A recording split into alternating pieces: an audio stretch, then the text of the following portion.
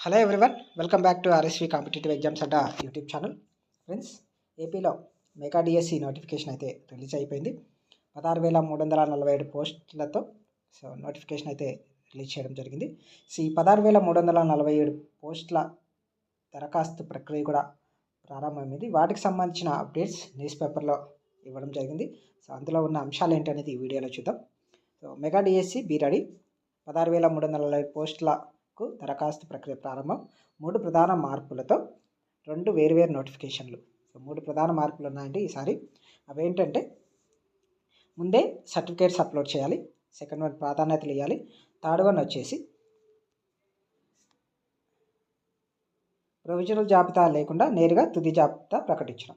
ఇవి ఈ డిఎస్సిలో 3 ప్రధాన మార్పులు అండి. ఓకే, అలాగే 2 వేరువేరు నోటిఫికేషన్లు అండి. ఓకే, వీటికి మే 15 వరకు దరఖాస్తుల గడువు అండి. అలాగే జూన్ 6 నుంచి జూలై 6 వరకు ఎగ్జామ్స్ జరుగుతాయి. అలాగే పూర్తిగా ఆన్లైన్ విధానంలో నిర్వహణ. ప్రాధాన్యతను ముందే ఎంపిక చేసుకోవాలి. అభ్యర్థులు సర్టిఫికేట్లు అప్లోడ్ చేయాలి. నేరుగా తుది జాబితా ప్రకటన. పోస్టులు మిగిలితే వాటిని తర్వాత నోటిఫికేషన్లో భర్తీ. ఎస్సీ వర్గీకరణకు అమలు కానున్న తొలి నోటిఫికేషన్ ఇదే. అలాగే ఉపాధ్యాయ పోస్టులలో స్థానికులకు 80%, స్థానికేతరులకు 20% కేటాయింపు. వారు 10th తెలుగు సబ్జెక్ట్ అనేది ఖచ్చితంగా చదవాలి. ఈ కోటాలో తెలంగాణ వారికి మాత్రమే అవకాశం. అలాగే హిందీ, ఇంగ్లీష్ టీచర్ల అభ్యర్థులకు తెలుగు మినహాయింపు. ఇది మెయిన్. ఇందులో 7,487 స్కూల్ అసిస్టెంట్లు, 6,599 ఎస్జిటి పోస్టులు ఉన్నాయి. అత్యధికంగా కర్నూలు జిల్లాలో 2,645 ఖాళీలు అయితే ఉండడం జరిగిందండి. ఓకే, చూడండి, లక్షలాది మంది ఉద్యోగార్థులు ఆశగా ఎదురుచూస్తున్న మెగా డిఎస్సి నోటిఫికేషన్ను ప్రభుత్వం ఆదివారం జారీ చేసింది. రాష్ట్ర వ్యాప్తంగా పాఠశాలలో 16,347 ఉపాధ్యాయ పోస్టుల భర్తీ కోసం 2 వేరువేరు నోటిఫికేషన్లు అయితే ప్రకటించింది. ఓకే, 2 వేరువేరు నోటిఫికేషన్లు అంటే అవి ఏంటంటే, ప్రభుత్వ జిల్లా పరిషత్, మండల పరిషత్, మున్సిపల్ స్కూల్, మున్సిపల్ కార్పొరేషన్ స్కూళ్ళు, గిరిజన సంక్షేమ ఆశ్రమ పాఠశాలలు, జువైనల్ సంక్షేమ విభాగంలో వ్యాయామ ఉపాధ్యాయ పోస్టులు, స్పెషల్ ఎడ్యుకేషన్ ఎస్జిటి పోస్టులకి నోటిఫికేషన్ ఇచ్చింది. మోడల్ స్కూలు, సంక్షేమ సొసైటీ పోస్టులకి మరొక నోటిఫికేషన్ జారీ చేసింది. ఆదివారం నుంచి దరఖాస్తు ప్రక్రియ ప్రారంభమైంది. అభ్యర్థులు మే 15 తేదీ వరకు పాఠశాల విద్యాశాఖ వెబ్సైట్ ద్వారా దరఖాస్తు చేసుకోవచ్చండి. ఓకే, పోస్టులకు సంబంధించి సిలబస్ కూడా పాఠశాల విద్యాశాఖ వెబ్సైట్లో అందుబాటులో వచ్చింది. జూన్ నుంచి జూలై 6 వరకు పరీక్షలు అనేవి నిర్వహిస్తారు. ఫస్ట్ కమ్ ఫస్ట్ విధానంలో విద్యార్థుల పరీక్షా కేంద్రాలు కేటాయిస్తారు. అంటే ఎవరైతే ముందు అప్లై చేసుకుంటారో వాళ్ళందరిని బట్టి పరీక్షా కేంద్రాలను కేటాయిస్తారు. డిఎస్సి ద్వారా దరఖాస్తులు ప్రభుత్వ వయో పరిమితి కూడా సడలించింది. 2024 జూలై 1 కట్ ఆఫ్ తేదీతో 18 నుంచి 44 వయసు ఉన్న వాళ్ళు దరఖాస్తు చేసుకోవచ్చు. రిజర్వ్డ్ కేటగిరీ అభ్యర్థులు ఉన్న వాళ్ళకైతే 49 సంవత్సరాలు, దివ్యాంగులకు 54 సంవత్సరాలు. ఓకే, 3 ప్రధాన మార్పులు అని చెప్పాను కదా, అవేంటి?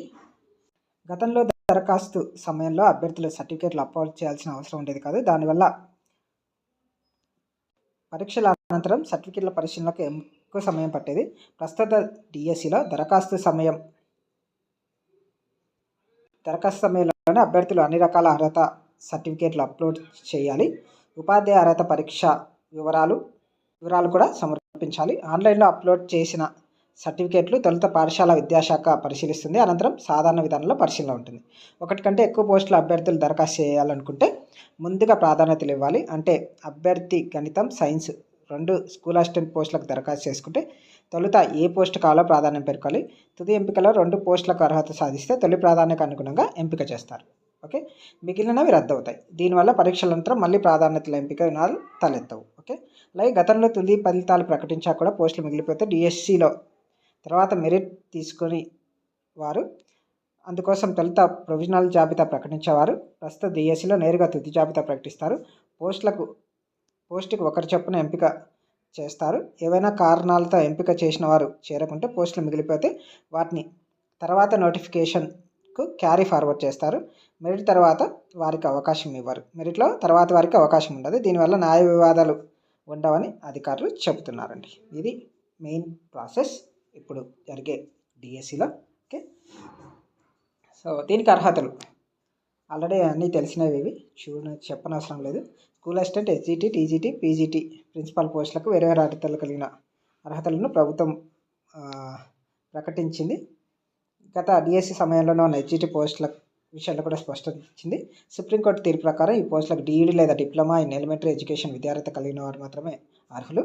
ఇంటర్లో 50% మార్కులు, ఎస్సీ, ఎస్టీ, బీసీ విభిన్న ప్రతిభావంతులు అయితే 40% మార్కులు సాధించి ఉండాలి. స్కూల్ అసిస్టెంట్ పోస్టులకు సంబంధించిన సబ్జెక్టులలో డిగ్రీ బీఈడి ఉండాలి. వ్యాయామ ఉపాధ్యాయుల పోస్టులకు డిగ్రీతో పాటు బీపీటీ లేదా ఎంపీఈడి ఉత్తీర్ణత ఉండాలి. ఓకే, టెట్ వెయిటేజ్ అనేది ఆల్రెడీ ఉంటుంది. వ్యాయామ విద్యా మినహా స్కూల్ అసిస్టెంట్, ఇక్కడ గుర్తుపెట్టుకోవాల్సింది ఏంటంటే వ్యాయామ విద్యా మినహా మిగతా స్కూల్ అసిస్టెంట్, ఎస్జిటి పోస్టులకు టెట్లో 20% వెయిటేజ్ ఉంటుంది.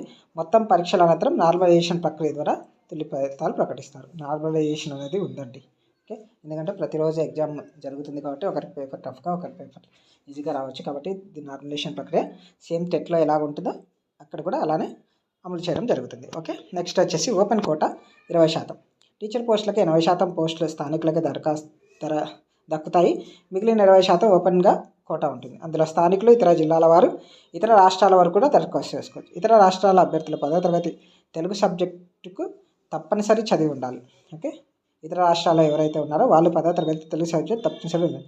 అయితే తెలంగాణ వారికి మాత్రమే ఇతర రాష్ట్రాల అభ్యర్థుల కింద అవకాశం దక్కుతుంది. అయితే హిందీ, ఇంగ్లీష్ సబ్జెక్టులు చేసిన వారికి తెలుగు సబ్జెక్ట్ మినహాయింపు ఉంటుందని అధికారులు చెప్పారు. ఓకే, అలాగే ఫీజు మినహాయింపు కూడా ఉందండి. గత ప్రభుత్వం ప్రకటించిన మధ్యలో ఆగిపోయిన డిఎస్సి దరఖాస్తు చేసుకున్న అభ్యర్థులు ఈ డిఎస్సిలో ఫీజు చెల్లించాల్సిన అవసరం లేదు. కానీ కొత్తగా దరఖాస్తు నింపి అప్లోడ్ చేయాలి. ఒక్కో పోస్టుకి అభ్యర్థులు 750 రూపాయలు చెల్లించాలి. అందువల్ల గతంలో డిఎస్సి ఒక పోస్టుకి ఫీజు చెల్లించడం వారు ఇప్పుడు అంతకంటే ఎక్కువ పోస్టులు దరఖాస్తు చేసుకుంటే అదనంగా 750 రూపాయలు చెల్లించాల్సి ఉంటుందండి. ఓకే, సో డిఎస్సిలో ఎస్సీ వర్గీకరణకు అనుగుణంగా పాఠశాల విద్యాశాఖ రోస్టర్ పాయింట్లు ప్రకటించింది.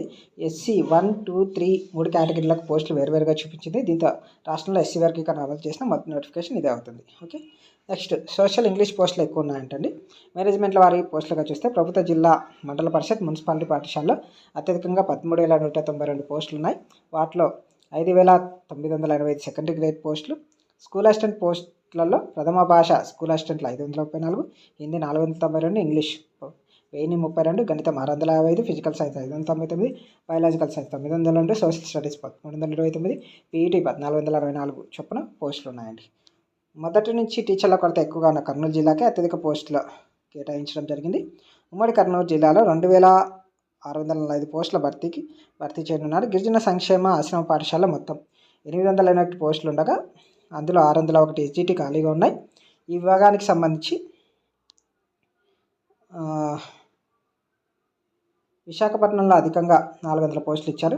విజయనగరంలో 137, తూర్పుగోదావరిలో 112, శ్రీకాకుళంలో 85 పోస్టులు మంజూరు చేశారు. మొత్తంగా 7,488 స్కూల్ అసిస్టెంట్, 6,599 ఎస్జిటి పోస్టులు అయితే ఈ నోటిఫికేషన్లో ఉన్నాయండి. ఓకే, ఇదండి మెయిన్గా డిఎస్సి అప్లై చేసుకునే వాళ్ళకి సంబంధించి ఫుల్ ఇన్ఫర్మేషన్.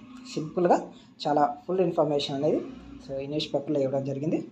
ఏమైనా డౌట్స్ ఉంటే సార్ మీరు చెక్ చేసుకొని క్లియర్ చేసుకున్న తర్వాతే సార్ డిఎస్సికి అప్లై చేసుకోండి ఫ్రెండ్స్. ఒకసారి అప్లై చేసుకున్న తర్వాత మళ్ళీ ఎడిట్ ఆప్షన్ ఉండదని చెప్తున్నారు. కాబట్టి అప్లై చేసేటప్పుడు ప్రతి ఒక్క విషయాన్ని దృష్టిలో పెట్టుకొని మిస్టేక్స్ లేకుండా అప్లై చేసుకోండి. ఓకే, ఇదండి సో మెయిన్ న్యూస్ పేపర్లో వచ్చిన అప్డేట్. దీంతోపాటు సో ఈనాడు పేపర్లో కూడా ఇచ్చాడు. అదే డిఎస్సి పోస్టుల సమయంలో పోస్టులకు ఎంపికగా ఐచ్ఛికాలు, అర్హత ధృవపత్రాల అప్లోడ్ తప్పనిసరి. గతంలో దరఖాస్తు చేసిన ఫీజు చెల్లించిన అవసరం లేదు. ఆన్లైన్ పరీక్ష అవసరమైతే పక్క రాష్ట్రాల కేంద్రాలు, సో మనకి ఆన్లైన్ పరీక్ష కాబట్టి సో మనకి పక్క రాష్ట్రాల్లో కూడా కేంద్రం పడే అవకాశం ఉంది. పీఈటీలకు టెట్ లేదు. ద్విభాషా పత్రాలు ఉంటాయి.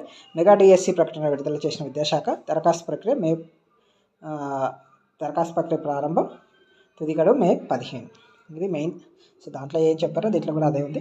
ఓకే, దాంట్లో ఇంకా క్లియర్గా చెప్పడం జరిగింది. ఓకే, సో ఇదండి ఇన్ఫర్మేషన్. వీడియో నచ్చినట్లయితే తప్పకుండా లైక్ చేయండి, షేర్ చేయండి. అలాగే మన ఛానల్ని ఫస్ట్ టైం చూస్తున్నట్లయితే ఛానల్ని తప్పకుండా సబ్స్క్రైబ్ చేసుకొని పక్కన ఉన్న బెల్ సింబల్ అయితే యాక్టివేట్ చేసుకోండి friends. Thanks for watching this video.